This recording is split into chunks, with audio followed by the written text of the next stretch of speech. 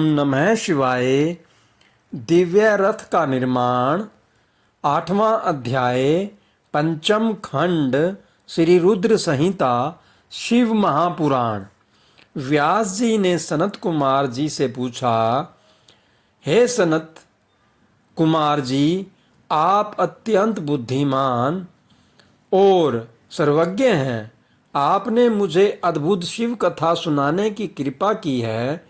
मुनि, जब भगवान शिव ने देवताओं के अभीष्ट कार्यों को पूरा करने के लिए त्रिपुर स्वामियों का वध करने हेतु विष्णु जी से दिव्य रथ का निर्माण करने के लिए कहा, तब विष्णु जी ने क्या किया?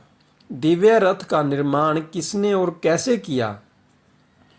सूत जी बोले, हे मुने, व्यास जी की यह बात सुनकर सनत कुमार जी ने भगवान शिव के चरणों का ध्यान करके कहा, भगवान शिव के लिए दिव्य रथ के निर्माण करने के लिए देवताओं ने अपने शिल्पी विश्वकर्मा को बुलाकर उन्हें कार्य सौंपा। तब भगवान शिव के अनुरूप ही विश्वकर्मा ने उनके लिए रथ का निर्माण किया। उस रथ के समान कोई दूसरा रथ नहीं था। वह दिव्य रथ सोने का बना हुआ था। उस रथ के दाएं पहिए में सूर्य और बाएं पहिए में चंद्रमा लगे हुए थे।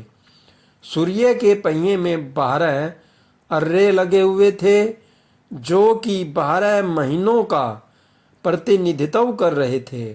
चंद्रमा के पहिए में लगे 16 अर्रे चंद्रमा की 16 कलाओं का प्रदर्शन कर रहे थे। ब्रह्मांड में विद्यमान अश्वनी आदि 27 नक्षत्र उस रथ के पीछे के भाग की शोभा बढ़ा रहे थे।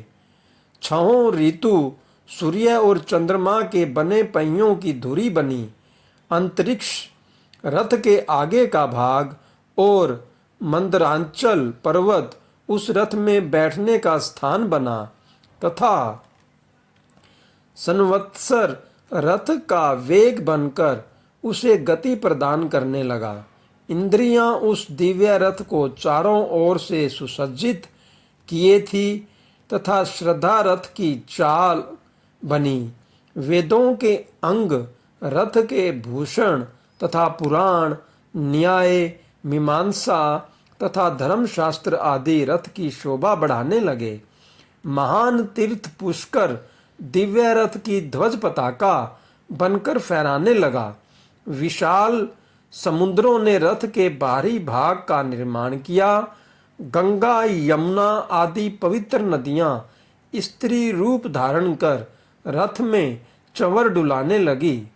स्वयं ब्रह्मा जी उस दिव्य रथ में सारथी बनकर भगवान शिव की सेवा में उपस्थित हुए तथा ओमकार उनके रथ का चाबुक बना। आकार विशाल छत्र बनकर रथ को शोभित करने लगे। भगवान शिव के धनुष का निर्माण करने हेतु शैलराज हिमालय स्वयं धनुष बने तो नागराज उस धनुष के लिए प्रत्यंचा बने। देवी सरस्वती धनुष की घंटा और भगवान श्री हरि बाण बने और अग्निदेव ने बाण की नोक में अपनी शक्ति डाली।